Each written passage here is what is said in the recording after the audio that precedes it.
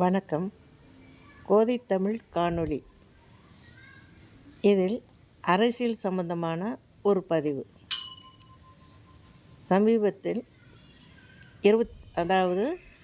கடந்த 23ஆம் தேதி தமிழ்நாட்டில் 2026க்கான சட்டமன்ற தேர்தல் அமைதியான முறையில் நடைபெற்று முடிந்தது. இப்பொழுது எங்கு பார்த்தாலும் எந்த கட்சி வரும், யாருக்கு எவ்வளவு வாக்குகள் இருக்கும் என்ற பேச்சுகளாகத்தான் இருக்கின்றன. பரபரப்பாக எதிர்பார்க்கப்படுகின்றன. மே 4ஆம் தேதி தான் எல்லா முடிவுகளும் வரும்.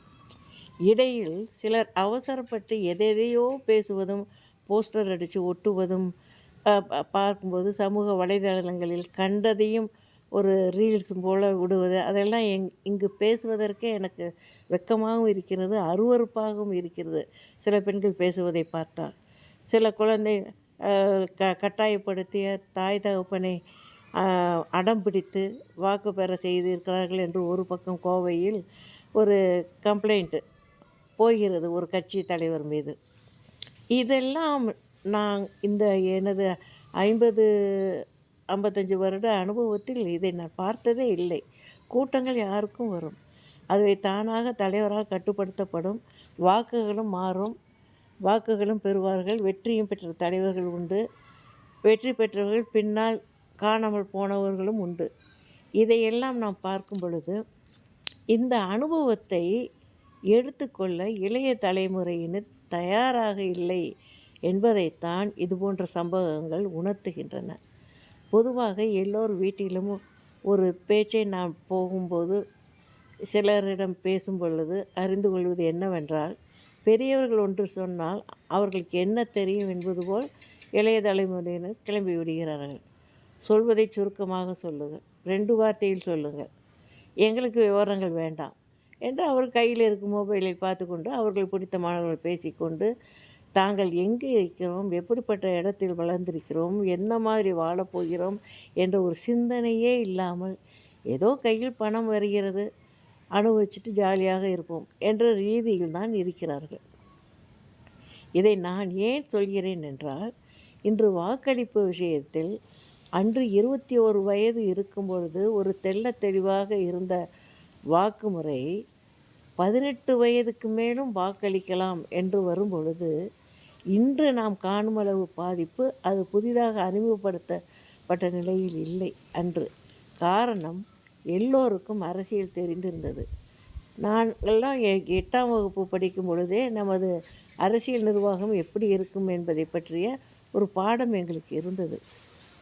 வீட்டில் அரசியல் பேச்சு பேசினாலும் நாங்கள் கேட்டால் 1 2க்கு பதில் சொல்லிவிட்டு சரி நீ பாடம் படி என்பார்கள் ஒழிய அரசியலை பற்றி உனக்கு என்னது, நீ உன் பாடத்தை கவனி என்றெல்லாம் சொல்ல மாட்டார்கள். நாங்களும் ஒவ்வொரு நம்ம லிமிட் எதுவோ தெரிந்து கொண்டு பாடத்தில் கவனமாக இருப்போம். பிறகு ஒரு கட்டம் வரும்போது எங்களுக்கு எங்கு தப்பு, எது சரி அப்படிங்கிற ஒரு தெளிவு நமக்கு வந்தது.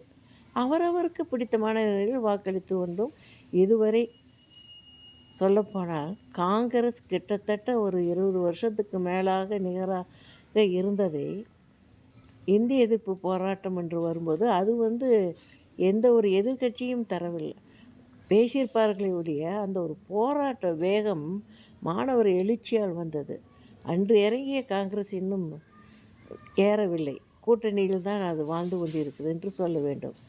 பிறகு திமுக பிரிந்த அதிமுக, இதை நான் ரொம்ப சொல்லவில்லை, மக்கள் இதை பழகிவிட்டார்கள். தங்களுக்கு பிடித்தால் இந்த தடவை திமுக, அல்லாவிடில் மறுதடவை அதிமுக, இப்படியே மாறி மாறி வாக்களித்து வருவார்கள். இவர்களை பற்றி நான் பேசும் பொழுது அது ஒரு கணக்கில் என்னவென்றால், அது திராவிட சித்தாந்தத்தை அடிப்படையில் அது கொண்டிருந்தது. திராவிட சித்தாந்தத்தை அந்த சித்தாந்தப்படியே என்னமோ மக்களிடம் அவர்கள் நெருங்கி சென்றார்கள். எந்த கட்சி வந்தாலும் அவர்கள் சுயமான வாழ்க்கை எப்படி இருந்தாலும் அவர்கள் மக்களுக்கு என்ன தேவையோ எப்படி கொடுக்கணுமோ அதை செய்து அவர்களிடம் தங்கள் பிரியத்தை வளர்த்து கொண்டார்கள். எங்கேயும் அவர்கள் தலைகணத்தோடு நடக்கவில்லை. இதை ஒவ்வொன்றாக நான் உதாரணமாக சொல்ல வேண்டிய அவசியம் இல்லை. ஆனால் இன்று தாவேகா தலைவர் விஜய் செய்வது சரியாக எனக்கு படவில்லை. இறுதி பரப்புரையில் அவர் பேசிய பேச்சு சரியானதல்ல, முறையானதல்ல, ஒரு தலைவருக்கான தன்மைத்ததும் அல்ல. அவர் குட்டீஸ், நீங்கள்லாம் உங்கள் மாமாவுக்கு எப்படி சாக்லேட்டுக்கு அடம்பிடித்து உங்கள் அம்மா அம்மாக்கிட்ட வாங்குவீங்களோ அதே போல் வாக்குகளை கொண்டு வந்து சேருங்கள் என்றால் அது என்ன அர்த்தம்? சரியில்லையே. இவர் சினிமாவில் 1000 சம்பாதிக்கலாம், எப்படி நடித்தால் தனக்கு விசில் சத்தம் கேட்கும், கைத்தட்டல் கிடைக்கும் என்றெல்லாம் கணக்கு பண்ணி கோடி கோடியாக சேர்த்திருந்தாலும் அது அவருக்கு உழைப்பு, 30 வருஷத்து உழைப்பு என்றும் சொல்லலாம். அரசியலுக்கு என்று வந்துவிட்டால் மக்களுக்கு நேரடியாக அவர் சொல்லக்கூடிய செய்தி என்ன? இதை யோசித்து பார்க்கும் ஒரு எண்ணம் இந்த இடையில் தலைமுறைக்கு இல்லையே என்ற வேதனை நம்மிடம் இல்லாமல் இல்லை. காரணம், ஒரு பஞ்சாயத்தில் 2 ஊர் சேர்ந்தது, 1700 வாக்குகள் இருக்கிறது.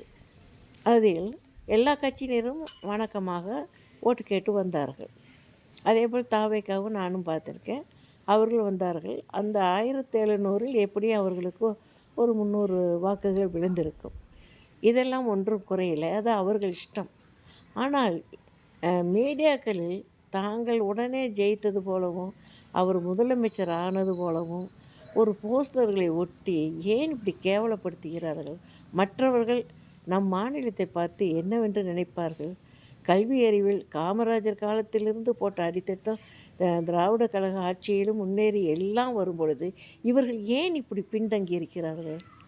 சரி, இவர்களுக்கு கல்வி அறிவு குறைவு என்றே வைத்துக்கொள்வோம். அவர்கள் வேலை பார்க்கிறார்கள், சம்பாதிக்கிறார்கள், அனுபவிக்கிறார்கள் என்று போனாலும் இந்த படிக்கும் பிள்ளைகள் 18 25 அவர்கள் என்ன காரணம் நீங்கள் விஜய் போடுகிறீர்கள் என்றால் சரியான காரணம் சொன்னால் பரவாயில்லை. எதுவும் அவர் நல்லவர் தானே, ஒரு தடவை போடுவோம் அப்படின்னா சரி, அப்படி போடுவோம்னா ஒரு நம்பிக்கை இருக்கணும்ல. என்ன செஞ்சுருக்கிறாருன்னு கேட்டால் ஒன்றும் சொல்ல தெரியல. எங்களுக்கு பிடிச்சிருக்கு, போடுவோம். அப்பொழுது இந்த ஆட்சின்னா இது எங்களுக்கு போர் அடிக்கிறது, இது எங்களுக்கு போர் அடிக்கிறது என்றால் அவர் சொல்லும் வார்த்தை இது என்ன அரசியல் சினிமாவா? சினிமாவிலிருந்து அரசியலுக்கு வருகிறது ஒரு பக்கம், இவர்கள் அரசியலையே சினிமாவாக்கி பார்க்கறது என்றால் இது நன்றாக இல்லை. மே 4 எப்படி இருந்தாலும் எந்த முடிவும் நம்ம ஏற்கக்கூடியது.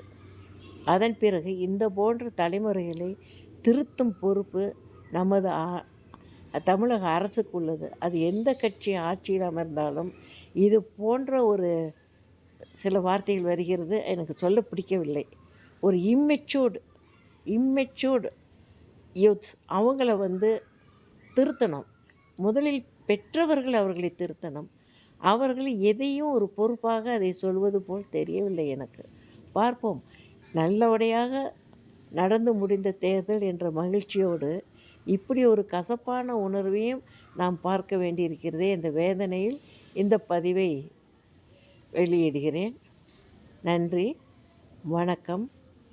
கொஞ்சம் சிந்தித்து நடந்து கொள்ளுங்கள், யாராக இருந்தாலும். முக்கியமாக இளைய தலைமுறையினரை நான் சொல்கிறேன். 18 வயதிலிருந்து 35-40 வயதுக்கு உட்பட்டவர்களை மனதார வேண்டிக் கொள்கிறேன். சிந்தித்து பேசுங்கள். எதையும் இஷ்டத்துக்கு எதையும் தூக்கி பேசாதீர்கள், அது சரியாக வராது. அதற்கு மேல் நாம் யாரும் ஒருத்தருக்கு ஒருத்தர் பார்த்து கொண்டு சொல்லி கொண்டு இருக்க மாட்டார்கள். உங்களை பிரேக் இல்லாத வண்டி என்று தான் நினைத்துப்பார்கள். எங்கேயாவது முட்டி மோதி நின்றதுக்கப்புறம் உங்கள் நிலைமையை நீங்கள் புரிந்து கொள்ளுங்கள். நன்றி, வணக்கம்.